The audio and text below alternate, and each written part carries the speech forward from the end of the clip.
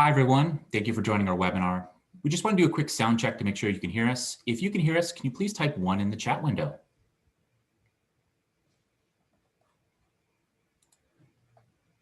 Perfect. You can hear us loud and clear. Thank you so much. We're just going to give it another 30 or 40 seconds so people can join and get settled in, but we will begin the webinar shortly.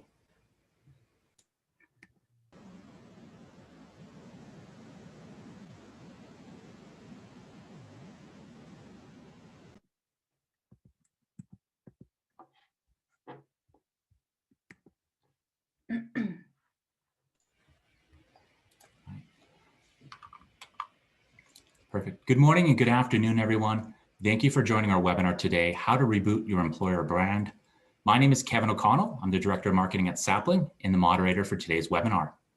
2020 has been an especially tough year for a lot of us, with some unfortunate twists and turns, a lot of remote work, employee anxiety, workplace engagement issues, and shift in candidate values. You'd be hard pressed to find a company whose employer brand didn't face some unexpected challenges in the last 8 months. Luckily for us, we've been joined by some amazing panelists to help us discuss how we can reboot our employer brand from the inside out. Let's go ahead and meet some of our amazing panelists. First, I'd like to introduce Kelly from Talentful. Kelly, tell us a bit about yourself. Great, thanks, Kevin. So hi, everyone. I'm Kelly. I am the head of what we refer to at Talentful as talent branding. So Talentful, in case you've not heard of us before, we are a global in-house talent consultancy. So we're really on a mission to accelerate the growth of our clients by through our sort of a unique embedded talent acquisition model. So we're a global company of 100 plus recruiters, and we're based in London, Berlin, San Francisco, and more recently we've gone into Austin and Boston as well. So we work with a range of businesses through from seed stage to scale up and all the way through to more household names like Google and King. So our sweet spot is really in building businesses through end-to-end recruitment delivery, of which employer branding forms a big part of that. So we see employer branding as an essential value generator for any business who are wanting to hire top-tier talent in the market, and therefore it really needs to form part of every recruitment strategy. So at the moment, I'm working with a number of really exciting global tech organizations in supporting them in improving their employer brand. So through data and insight, I really help clients gain a better understanding of how their brand's perceived in the market, and then use this insight to provide them with a really informed, creative solutions of how to attract and engage, as well as retain their target audience. So Talentful also has an in-house creative team that specializes in a host of activities to help our clients activate their brands. So we do anything from video production, photography, written content, through to social content strategies and career site builds. So just prior to working in a branding capacity where I pivoted my role a couple of years ago, I myself was a tech recruiter for over 10 years. So I've been really fortunate to work with some great high growth e-commerce businesses such as Matches Fashion, Not on the High Street, and Net-a-Porter. And this experience, I think, really enables me to approach employer branding in quite a different way. So I really understand the challenges of the market, the challenges that a lot of recruiters go through in attracting candidates to their roles. And I have a really solid appreciation of the candidate as well as the employee journey. So yes, I'm super excited to be here today and form part of this conversation. So thanks for having me. Thank you, Kelly. Next is Mary from Intention Consulting. Mary, tell us something about you. Yeah, hi everyone. My name is Mary Jantz, and I am a people operations and remote work consultant. I work with startups to create a strong foundation for internal comms, employer branding, employee engagement, to create a great place to work and compete with some of the larger tech companies when it comes to talent. Before that, I spent 7 years working in people ops for remote and distributed teams like Buffer and HipCamp and Tough. Mostly companies under 100 in the Bay Area in the US, and spent a lot of time helping people figure out how to tell stories that are really unique to their organization. And so I'm excited to be here today and chat on this topic. Thank you, Mary. Last but not least, Riley from Datadog. Hi, everyone. My name is Riley Stefano. I am the recruitment marketing manager at Datadog. So I work very much right in the thick of the corporate world on the tech side, really building the employer brand and recruitment marketing strategy for Datadog. My journey started about 4 years ago at HubSpot, where I was part of the team there to build our employer brand and recruitment marketing strategy. And I've kind of transitioned over to Datadog to do the exact same, building it from the ground up, which has been really exciting. I went from a 5-person team to a 1-person team working for a global company of 2,000 employees. And Datadog is a tech company that really helps the companies build their monitoring and security for any type of cloud applications that they have at scale. We work with industries and organizations all over the world, so we are constantly hiring, and it's been really interesting kind of building a brand from kind of scratch and just seeing how that process has kind of taken off. So I'm so excited to be here and join this conversation, learn from these wonderful people that I am on this panel with. Thank you, experts. Let's quickly go over the agenda of why we're here. First, we're going to talk about the future of employer branding, why employer branding is more important than ever. Next, we're going to talk about building your employer brand from within, steps to build a fantastic brand from the inside out. Finally, we're going to talk about attracting talent with your brand story, how to get creative and engaged talent with your brand story. And finally, some Q&A, and that's your chance to ask the experts some questions. So have your questions ready. Now, before we begin, we just want to engage the audience with a polling question to help our experts shape the conversation. So let's go ahead and launch that polling question. And this question states, what are you struggling with most when it comes to employer brand? Is it fostering a positive work culture, identifying what your employer brand really is, adapting your employer brand after going remote, or telling the story of your employer brand? If none of these resonate with you, feel free to leave your response in the comment section or the chat box, and we'll review this with the experts in a second here. Now I'm going to put someone on the spot. What do you think we're going to see the majority of responses come in here? Riley, how about yourself? What do you think we're going to see? The one that I was leaning most heavily toward was really identifying what your employer brand really is, because it's something that I know that we're kind of defining at Datadog right now, talking a lot to our employees. So that would have been my answer. So I don't know if others agree, but that's the one I was definitely leaning toward. All right, well, here are the results, actually, if we can see them on the screen here. It looks like telling your story of your employer brand was number one. Anything surprise you, experts, in regards to the responses here? I spend a lot of time thinking about remote teams and cultures, so I think I'm definitely biased in, like, that's where my brain goes. And so it's interesting to see that really it looks like the core of the responses are in identifying what our employer brand is and telling the story of our employer brand. And I think, like, those responses, if you're remote or in your office, it's kind of a similar challenge. So it seems less impacted by remote work.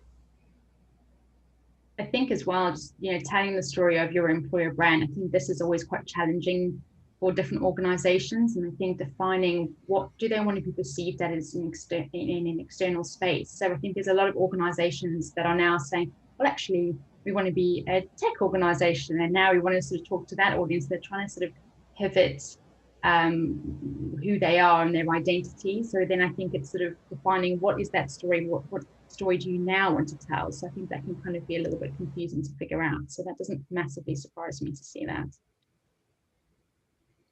Any thoughts from you, Riley, at all? I know you gave the prediction, but anything reflecting on the results? I absolutely echo that. And I saw one person said in the comments that, one of the biggest struggles right now is kind of figuring out what platforms this content can really live on. Content is definitely my bread and butter. It's where I have the most experience kind of in. So I know there are plenty of questions kind of geared toward exactly that as we go through this webinar, but the answer is there are plenty of great opportunities and kind of places where your content can live. Social media has been my favorite, for example. So I would say, as you're thinking of places to kind of tell this story, lean into your employees, lean into the free advertising that is social media, and really leverage those channels, as well as the voice of your employees that you have the access to, because they're going to be your biggest brand ambassadors. Excellent. Let's move on to our first section here, the future of employer branding. So I'm going to ask each of the experts here individually, but why is employer branding more important than ever? And why should companies make it a priority for 2021? Riley, I'll start with you on that one. Yeah, I think that why employer branding is more important than ever is due to the fact that candidates want transparency, right? Especially in terms of today's uncertainty in the world. I think that having that transparency and really being able to see what a workplace looks like, especially when we're in this new normal of remote life, is more important than ever because it's very new to a lot of people. A lot of people have had the opportunity to work remotely, but for many of us, it's the first time. And so I think that really pulling back the curtain, telling the story of what that remote culture looks like to your company is what's going to really give a candidate the idea in the sense of where they might fit and where they might belong in that story. But on top of that also, with this remote opportunity, it also gives you the chance to kind of cast a wider net than you've ever been able to before in terms of attracting talent from across locations, across backgrounds, across industries, and so much more that you might not have thought to tap into before things like Zoom webinars were really became more popular and things like that. So I think that that transparency and that aspect of it really gives your employer brand a step up where, you know, it's just thinking about it in a different and more creative aspect. Nice. Kelly, how about you? Why is employer brand more important than ever? I think Riley succinct that really well. So I would absolutely echo everything that Riley said. I think it also gives, I think a lot of the people that I'm speaking to at the moment feel like they need to move their culture into a remote way of working. And I think it's about being really fluid about what your culture is, what are your values, and using this as an opportunity to evolve that and not sort of say, well, you must have these values. We always have done, we have to live and breathe because your culture's evolved. You know, how we're working now is different. And therefore what is important to people and, you know, what their focus is on will be different. So I think it's about, you know, tapping into your internal audience and really understanding from them, how do people feel about the brand now? What are the stories that we can really leverage during this time? But also remembering that we're not going to be here forever. So, you know, also thinking that step ahead post-COVID, if we ever get there, what, you know, what that looks like after we've passed this pandemic, really. Excellent. Mary, how about you? Anything else to add? Yeah, I'm definitely echoing a lot of what Kelly and Riley had to share, but I would say, I think as people are learning on if your organization is newer to remote work, it's important to be quite explicit about your process and your structure. And especially with startups, there's sometimes a little bit of aversion to that structure and process, and people might feel like it constrains flexibility and freedom and creativity, but really it can be in service of autonomy. And so I'm finding, for example, like maybe it's an organization's first time really clearly documenting how we hire as a team, because in the past they could meet in a conference room and talk about it and teach someone, but now everyone's in their separate living rooms and offices. And so there's a lot more intention and thought being put into internal process, internal structure, how do we document it and create that? And for me, that's a lot of the like root of employer branding. And so I think it's kind of like a cause and effect thing happening where people are starting to be more explicit and document these processes and then realize that, oh, this work is also employer branding. Thank you, everyone. Moving right along, let's talk about how we can build or strengthen our employer brand from within. Kelly, where do we begin when it comes to measuring and improving our employer brand?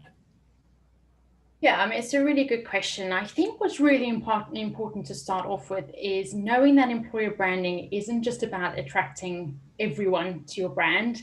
It's about, you know, making sure that talent are in a position where they can make a really informed decision about your brand. So, you know, if your business is really hierarchical or, you know, really reactive, some candidates will do particularly well in those environments, but other candidates won't. And whoever you're trying to attract to your business needs to really know the reality of what they're walking into. And that will determine kind of whether they are interested in working for you or not, and also will determine the success in the organization. So I think that's really an important thing to remember. So for me, any employer branding approach, in order for it to work, you have to start with the data. So you've got to also remember that your employer branding is not only outward facing, it runs throughout your candidate, your employee, and even your alumni audiences. And all of these audiences can influence how your employer branding is impacted. So I think we've all experienced seeing bad experiences turn into bad reviews, and that's really had a knock-on effect, whether that's our Glassdoor reviews or word of mouth or whatever that is. So it's important that you are looking at your employer branding across all of that journey, basically. So I would kind of encourage everybody to be thinking about asking themselves the question of, what does talent really think about your employer brand? And how we work with clients basically is we run what we refer to as a talent brand audit. So it's starting with 4 different audiences. The first audience is your external market. And I think it's about being really specific here. So if you are trying to hone in on your engineering audience, for example, it's about going to market and really surveying that audience and understanding how they would perceive your employer brand by looking at your career sites or some of the social content that you've put out there, Glassdoor reviews. Are they familiar with your brand, or are they not familiar with your brand? If they aren't, having looked at this content, are they favorable? Would they apply for a role? So really understanding that audience as much as you possibly can, and also asking what they're particularly attracted to when it comes to a company's employer brand, so that you can really factor that into your employer branding strategy. I think it's also looking at your competitor analysis. So, and I don't mean that from consumer to consumer, but actually understanding the data around where are you losing talent to and where are you gaining talent from. So getting a better sense of what that looks like. So I guess moving away from the external piece and moving into your candidate journey, this is also another big audience that you've got to be engaging with, and making sure that how they perceived you from an external perspective, if it's positive, rings true in your candidate journey as well. So I'd really suggest working closely with your recruiters in this space, understanding what they're measuring. So things like, how many people are dropping out of the process? How many people are you rejecting as an organization? What is your kind of offer to acceptance ratio? Those are the sorts of stats that really need to be factored in as part of your candidate journey. And again, it's surveying, I would say, less about people who have been successful in that journey, but actually surveying people who have, candidates that you've maybe rejected, talent that have decided to drop out of the process, and also the talent that have rejected you, just to see if there are any clear trends that come out of your candidate journey that need adapting or improving, or things that you do particularly well. And I think all this data will support you in understanding how that audience feels about your brand.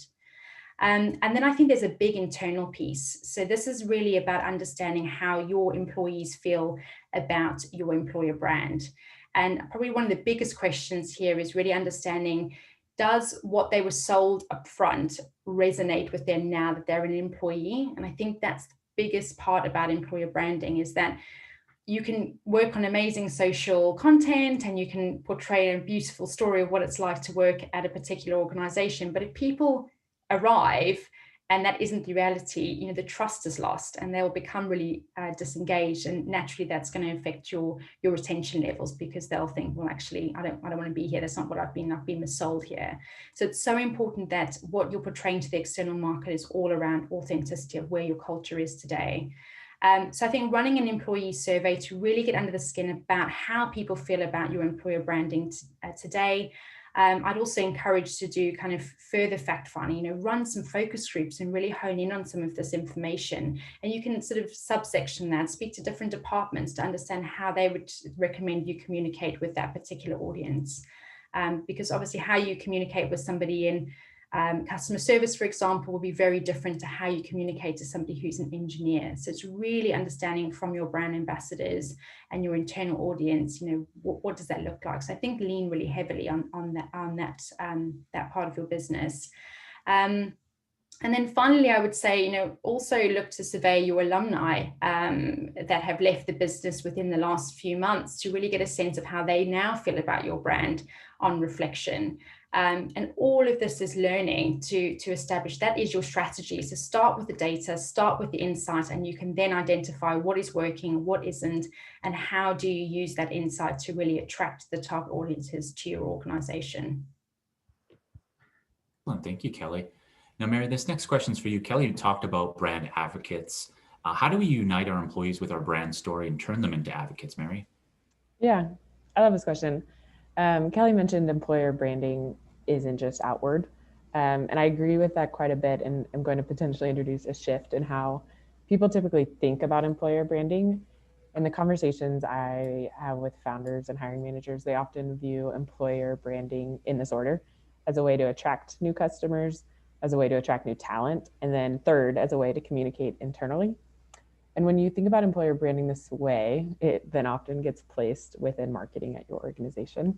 And I understand this train of thought. Marketers are really great at understanding their audience, understanding their unique value proposition, and then telling those stories. They're also like used to that muscle that Kelly was talking about around like understanding the data and doing A/B testing and doing all of these things that you kind of associate with marketing. But I think for employer branding to be effective and achieve what you asked, turning employees into brand advocates, you have to flip the order around and think of employer branding first as internal comms, and then a way to attract new talent, and then third, a way to attract new customers. And this means that employer branding should probably live within people ops, HR, talent. If you're a really early stage team, maybe it's with the founders. And when you start your employer branding content as internal comms, it is going to be more authentic, specific to your organization, have a lot more detail to it. And I think those three qualities kind of set employer branding apart. It helps you create content that anyone wants to read and anyone will find helpful, even if they're not like at the point of applying. Maybe they read a blog post about like how to be the most productive a year ago, and now like a year later they're ready to apply and they're like, oh yeah, this company creates really great content, I want to know more about them. So if you think maybe of like a blog post on how your organization hires, that's like a fairly typical one to start with for an organization. If you're writing it first for your employees, it's going to be very in-depth, very detailed, because they need to understand their role in the hiring process. And then they can also provide feedback on this documentation. Again, what I was mentioning at the beginning about remote teams having to be a lot more explicit about these things. They'll also likely ask you questions and tell you what is unclear in the first version. And then when it's a good place, all you really have to do is hit the publish button. So all of that is to say, I think that you unite employees with your brand story by bringing them along in the early stages of telling those stories. And the more invested they are up front, the more likely they are to then share the final version and tell others about it and post it on LinkedIn and share it on Facebook and feel a like larger sense of pride around what your organization is doing. Now, Mary, you talked about flipping the order. We actually had a question from the chat. What was that order again that it should be flipped towards? Yeah, so I think typically, and this is in my experience, this isn't like 100% always the case, but typically I find people like when they're starting for the first time to think about employer branding will view it a little bit as a way to attract new customers and then attract new talent and then do internal comms. And I think, again, in my experience, I'm working with earlier stage teams. And so the founders and early employees are thinking about growth and how to attract new customers. That's top of mind for them. But I think effective employer branding, you should start it as internal comms, and then a way to attract new talent, and then a way to attract new customers. And that reframing is really just trying to think about it as internal comms first, and writing as your like initial audience is your team. Excellent. Now, Riley, did you have anything to add about building your employer brand from within?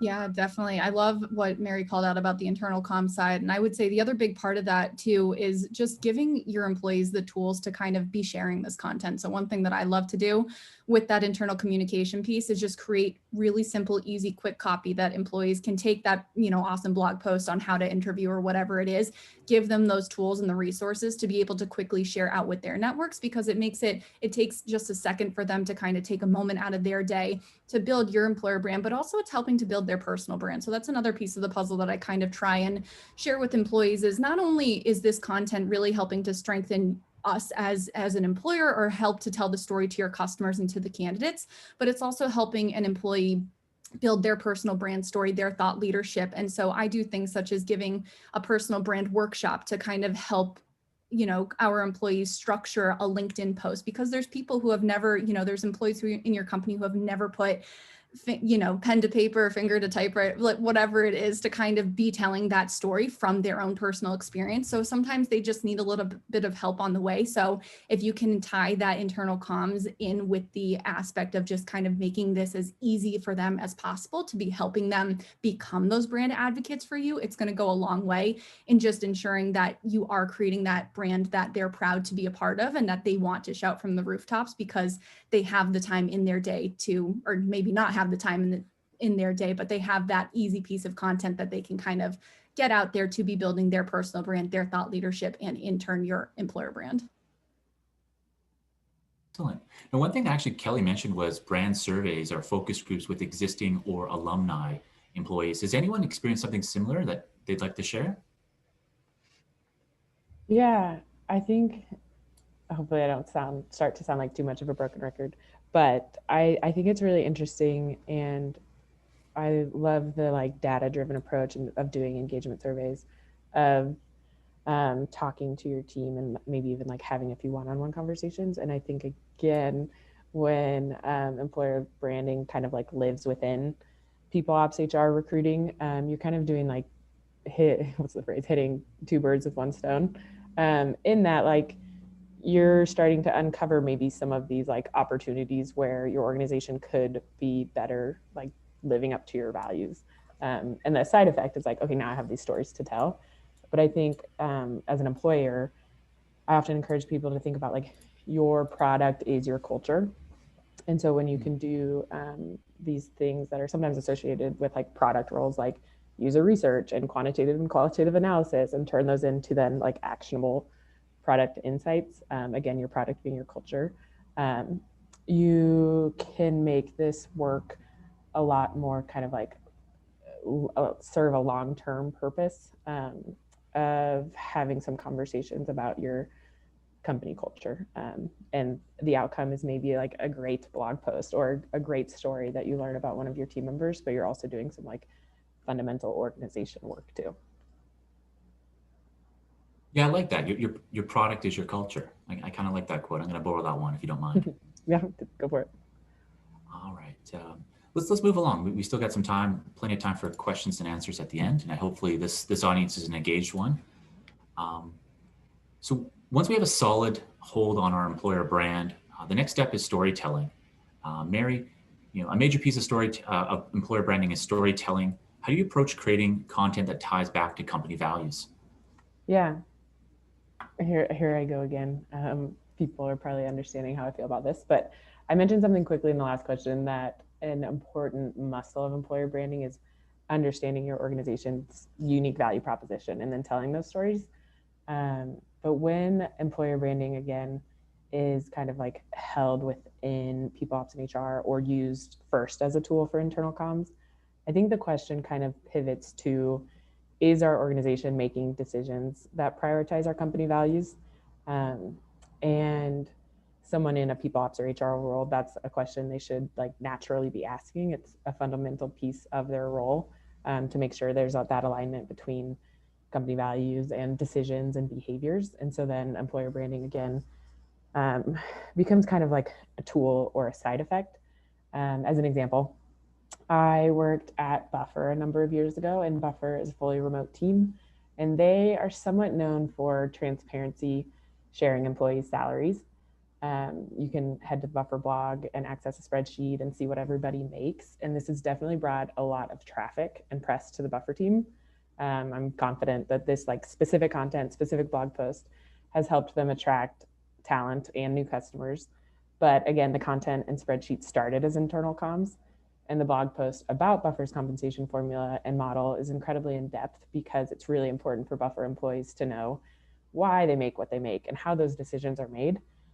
And the team spent months clearly documenting this and communicating it and workshopping it with the team and getting their feedback and having people ask questions because of the company value to default to transparency. So then before like sharing it with the world, it really was a matter of making sure everyone was comfortable with the content, how it was written, how it was described. And then the team really just had to hit publish on it. But the content was already there, and it had been created because of this focus on internal comms that remote teams really need to do. And that story about sharing salaries was there to tell because Buffer was prioritizing their company values in decision making.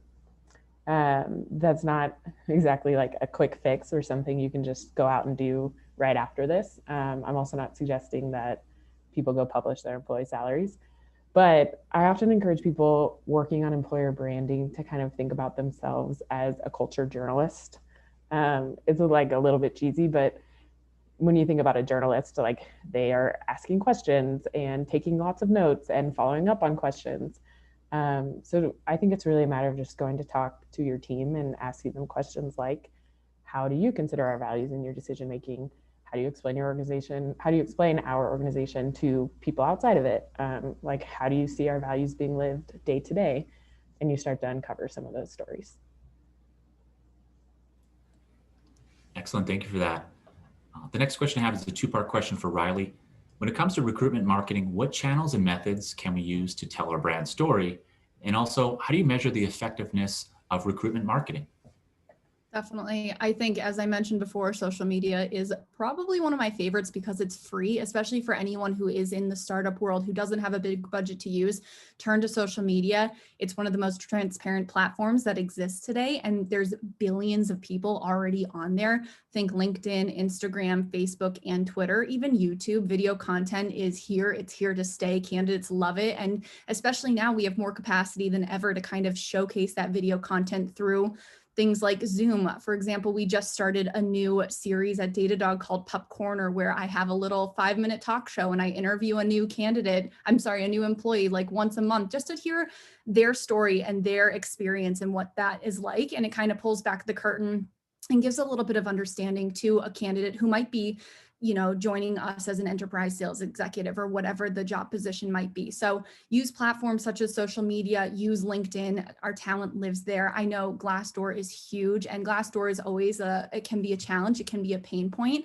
One thing that we've really worked hard to do at Datadog is just make sure that we're encouraging reviews from candidates in telling our full story, because a lot of times you get the reviews that come in from people who have had a more difficult experience, and that's great feedback for us to kind of learn and grow from. But at the same time, we want to encourage employees who have had an incredible experience or who even have that same story of improvement and growth to kind of share with us, to transparently share that on Glassdoor. So I always encourage candidates and employees to kind of share their experiences there. Definitely another platform I love comparably is kind of like Glassdoor's younger cousin. They're pretty new in the market, but they're another platform that I personally love. They have a great workplace awards program built into their channel and outlet. So another great one to kind of hone in on some of that employee review aspect, gain a little bit more insight into your culture and what your employees are kind of talking about and sharing transparently with candidates. So that would be another one. And then when it comes to really measuring that effectiveness of recruitment marketing, it's probably one of the most challenging things I feel like to do when you don't have great tools such as, Kelly's company kind of at your disposal. So I think that using the tools that you currently already have, such as your applicant tracking system, whatever you do use, measuring things like vanity metrics are what I refer to them as. So looking at social media and looking at the views, the likes, the comments, the shares, and seeing what content that you're creating is resonating with your audience, but also how that's correlating with the volume of applicants coming in the door. So do you see an uptick from that one, piece of content that you ran in Japan, and all of a sudden you have a flood of inbounds coming in for your Japanese market? Do you have, what does that quality of candidates look like? Because one of the things that I always look at and want to make sure of is with the content that we're creating, I'm not just creating all of this extra noise in terms of volume of applicants for our recruiters, but that it's really strong quality candidates as well. So I think that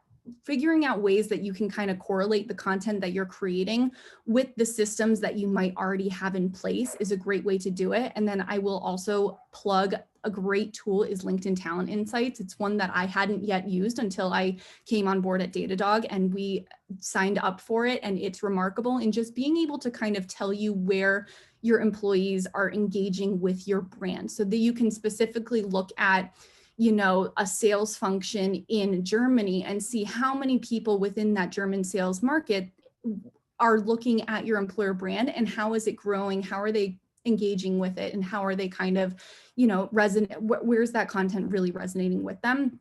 So use the systems that you definitely currently already have in place, your applicant tracking system being a big one, but then also shout out to LinkedIn Talent Insights. It's been definitely my favorite tool in just really making sure that we're creating content and sharing on LinkedIn that's resonating and is really effective to our candidates in just driving that brand engagement kind of further down the pipeline. Really good tips. Thank you so much, Riley. Kelly, a question for you. When it comes to creating content that tells stories, you might have touched on this before, but who exactly is our audience?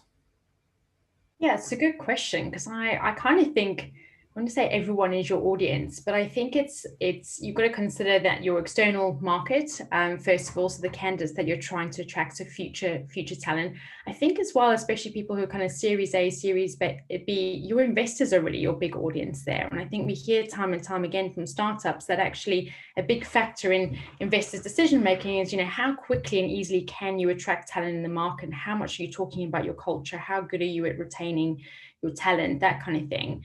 And then it's your competitors. So people always want to see from a competitor perspective, what people are doing and kind of learning from you and things like that. So I think you have got multiple audiences. But I think it's about honing in specifically on what audience that you're trying to attract and make sure that the content you're putting out there is relevant for them. I think also, the more appealing your content is, you also want to make sure that your employees are engaging with it, because if you're putting content out that is good, that they can really resonate with, they're naturally going to want to share that content and really help you spread the word of that messaging. If it's not an authentic message, then that can kind of land quite badly.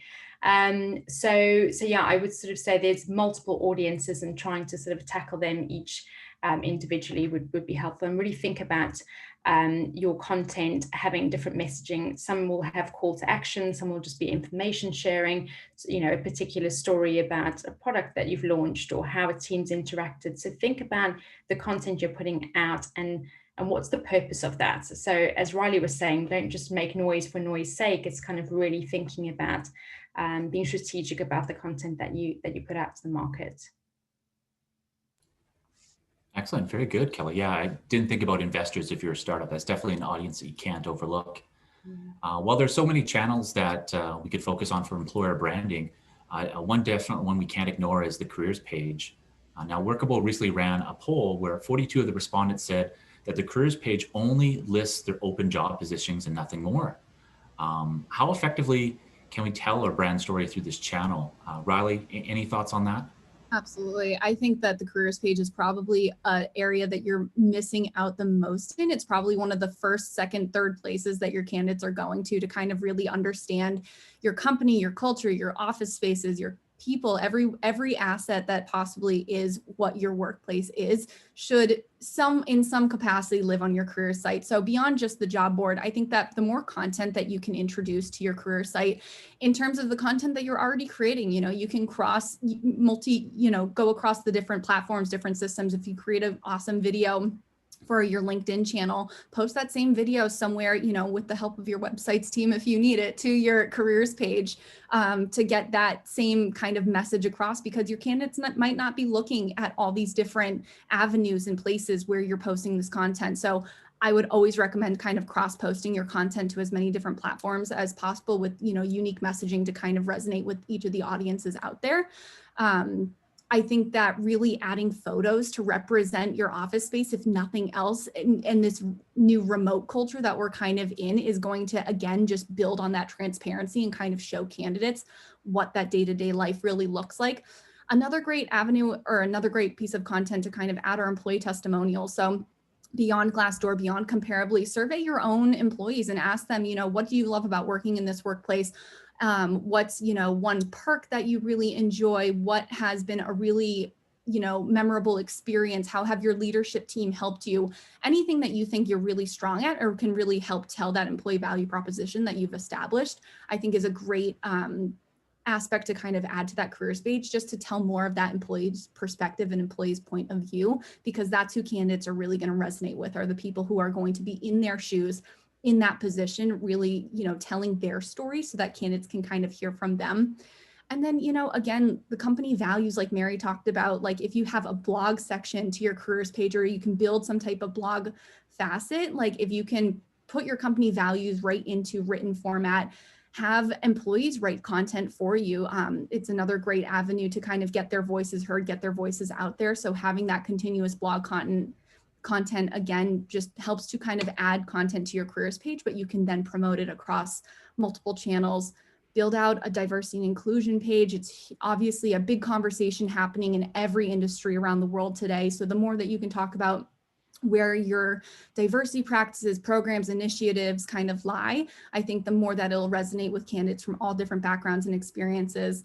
And then my only final piece of advice would be, if you don't have the ability to really strengthen your careers page right now, you don't have a websites team kind of at your disposal, LinkedIn has a feature called LinkedIn Life that are like little landing pages. And it's something that we at Datadog have used a lot to build different location pages. We have a diversity inclusion page that lives there, a students page, and they just kind of give a quick snapshot into the different locations, departments, industries of Datadog without us having to ask our websites team, every month or so to kind of build a brand new landing page for us. And it's much more drag and drop, easy for someone like me who doesn't have that back end experience to kind of just create great content that lives on LinkedIn that candidates can kind of find for themselves. And we can also promote via different advertising avenues and kind of get candidates in the door that way also.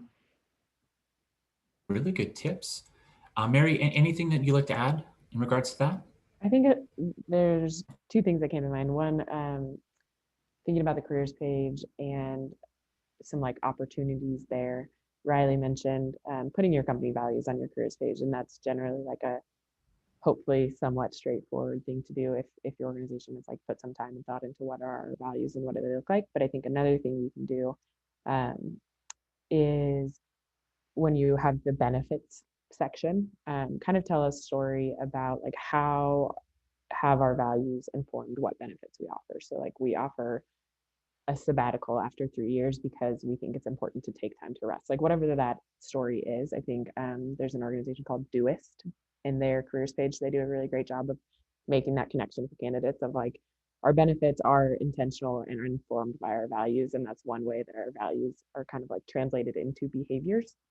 I think the other thing, Chrissy asked, how can we best encourage staff to send in photos for the careers page?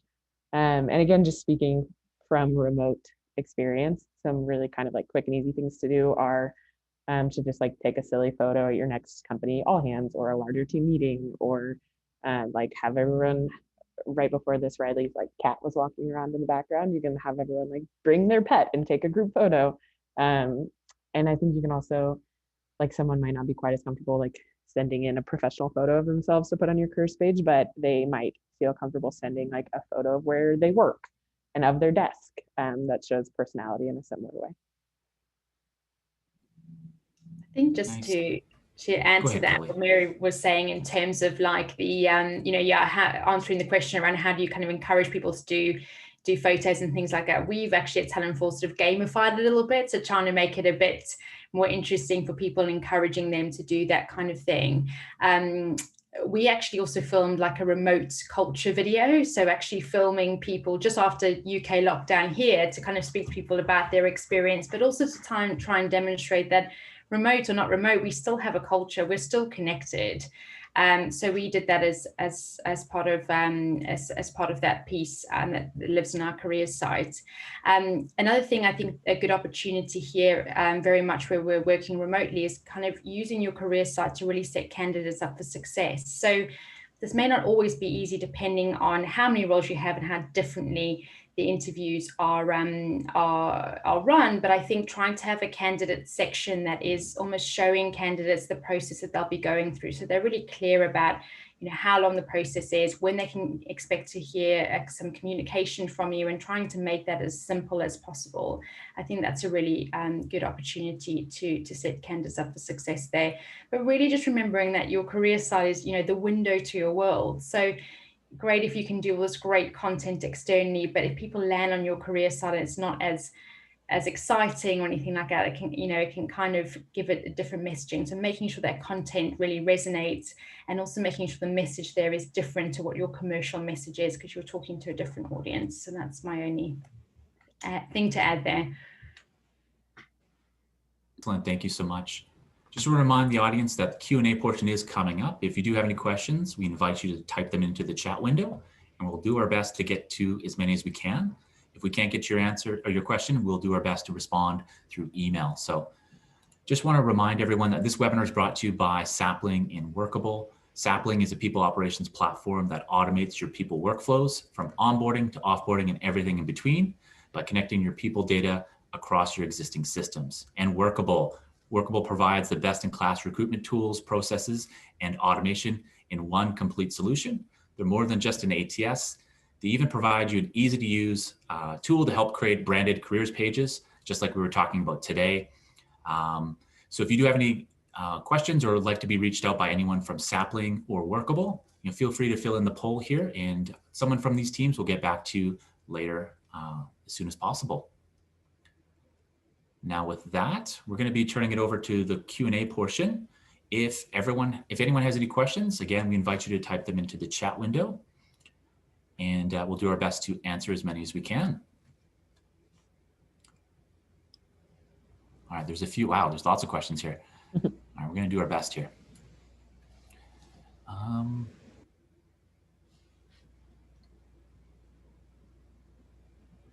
All right, so holy cow. Okay, I got to catch up to this chat. This chat is on fire.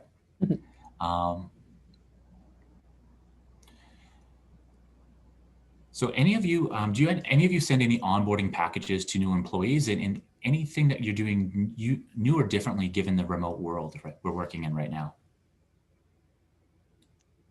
I saw a photo, I think the other day, Riley, you liked or shared about Datadog, so maybe you have something here. We don't use an onboard, so it's all in-house. Our wonderful our people ops teams put everything together, so I give them all the shout out and props in the world. But we've been able to keep a lot of our onboarding practices the same. The only obvious, newness to it is that we're sending our new hire swag kind of to our employees where they are in the world. So that's been a new process for us to kind of figure out and understand. But I think that there's something to be said, though, about continuing to send that new hire swag. I wish I had a better answer as to some type of, space that you could kind of send that great onboarding package from. I know that we kind of use a bunch of different places and different branding avenues just to kind of create that. But when it comes to, I would say the biggest thing that you can do is send the new hire swag, get new hires invested and involved in kind of shouting from the rooftops that you're joining your company, because they're a huge brand advocate right from the get-go. And if you can get them on board to be sharing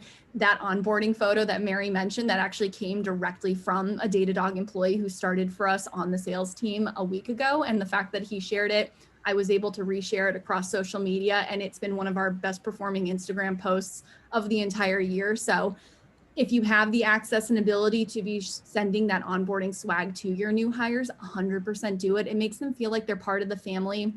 Do little things like, if they have children that you know of, send a piece of swag to their kids, to their dog. Do something special to kind of make them feel like, you really heard what they were talking about in that candidate journey in the interview process. And it goes above and beyond and just making them want to, again, just shout from the rooftops that they're so excited to be a part of your company and here as a new hire. Excellent. Now, Riley, you also shared a comment about Datadog having something called Pop Corner. Kelly or Mary, do you do anything similar in your organizations?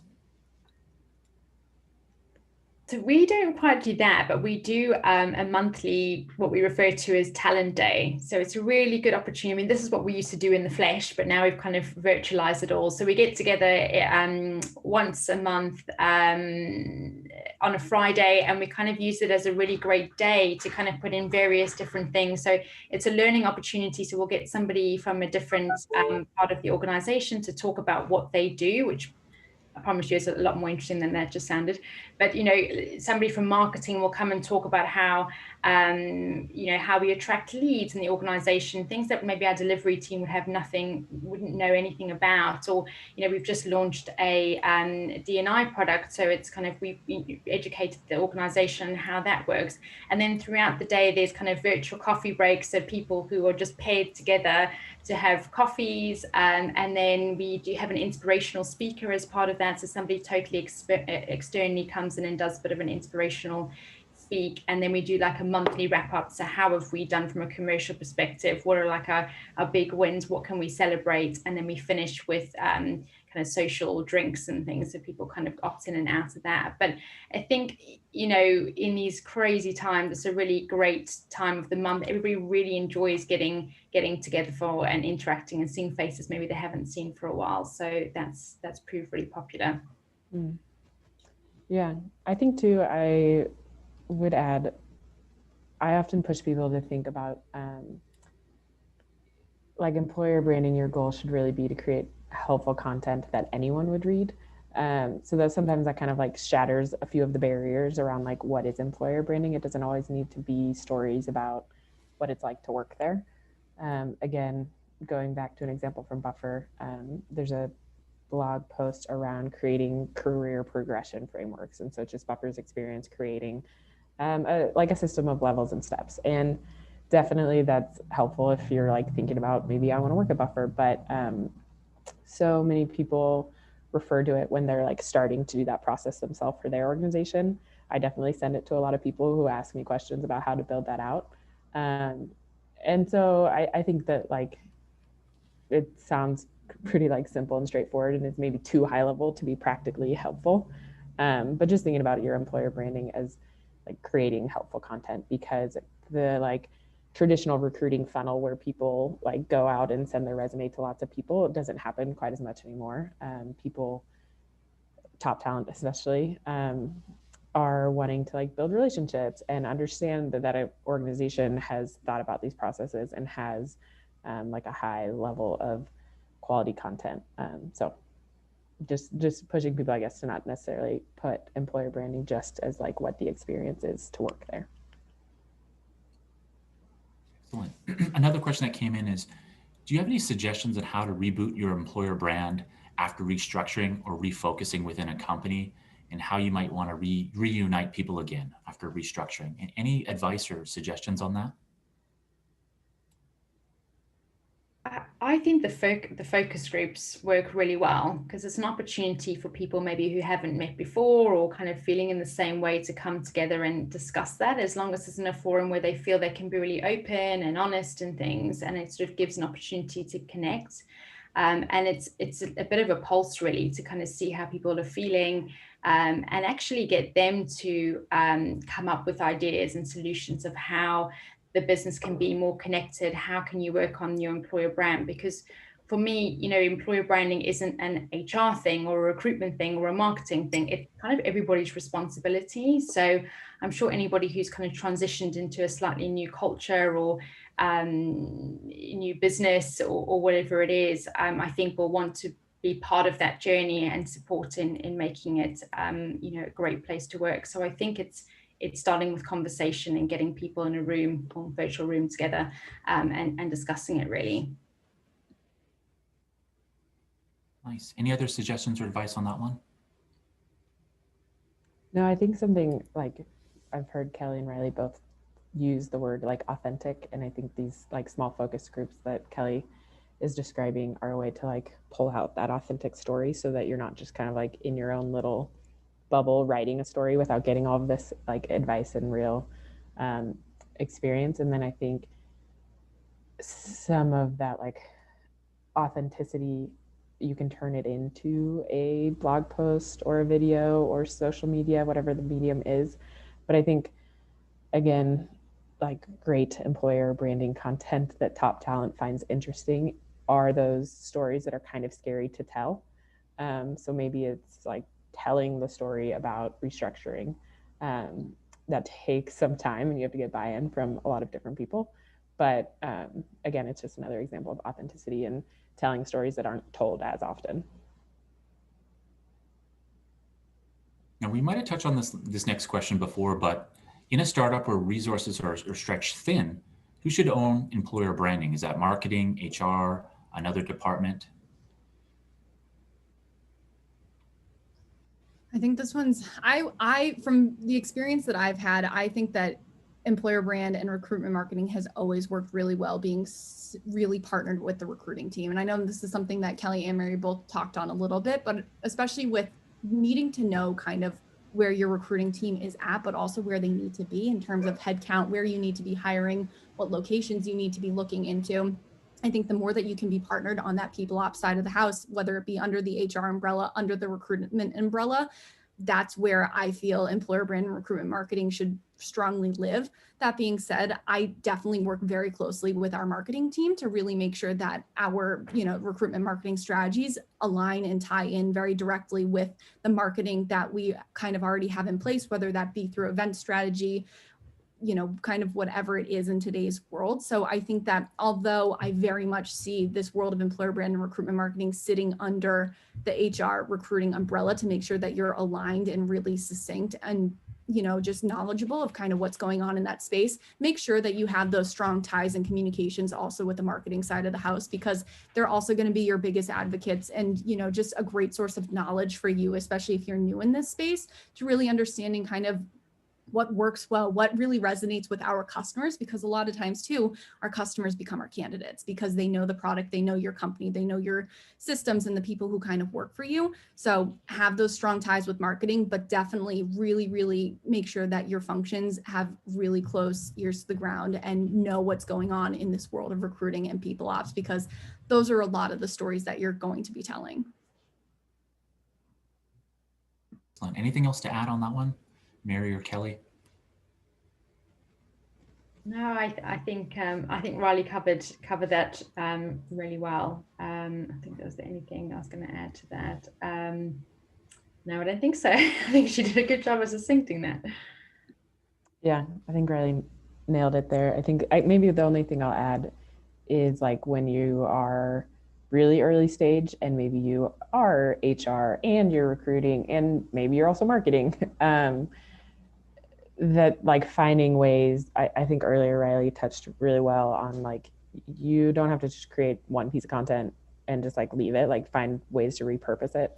I think that can be helpful on early stage teams. I also think maybe you've grown a little bit and so now you're just in charge of HR recruiting, talent, people ops, but you have a few people on the marketing team. Pulling them in is also like really interesting for them sometimes too, because maybe you're a B2B SaaS company and they're tired of writing about B2B SaaS and some of these stories about your culture and values, and slightly more human stories are interesting and exciting to write about. So you can also like have them help you. Thank you so much. I'm just being aware of time. I think we have time maybe for one more question here. An interesting one that came in is, how do we balance between having authentic employees for communication and still managing to show diversity when it's still a priority, but not yet a reality in a company? Any thoughts on that one? I think it's about being honest about that. I think, every company is on a journey to improving their diversity and inclusion. And I think people are more attracted to the idea, knowing that you are working towards a solution and using your employees to do that. So I almost think it's important to call that out, if I'm honest, rather than trying to make all your images super diverse and trying to paint a reality that isn't the reality. Because as we've said time and time again throughout this webinar, authenticity about your brand as it is right now is so important, and talking about the message of where you want to get to, and people feel really excited about going on that journey and helping to get an organization there and playing a part in that. So I think it's about being honest and being authentic on those sorts of topics. Excellent. I think that's all the time we have for today. If you did ask a question, we didn't get a chance to answer it, our panelists will get back to you through email in the upcoming days. I want to thank everyone, our panelists, Workable and Sapling, for today's webinar. Thank you so much. Have a great day, everyone. Hi, everyone. Hi, everyone. Thanks for joining. Bye. Thank you.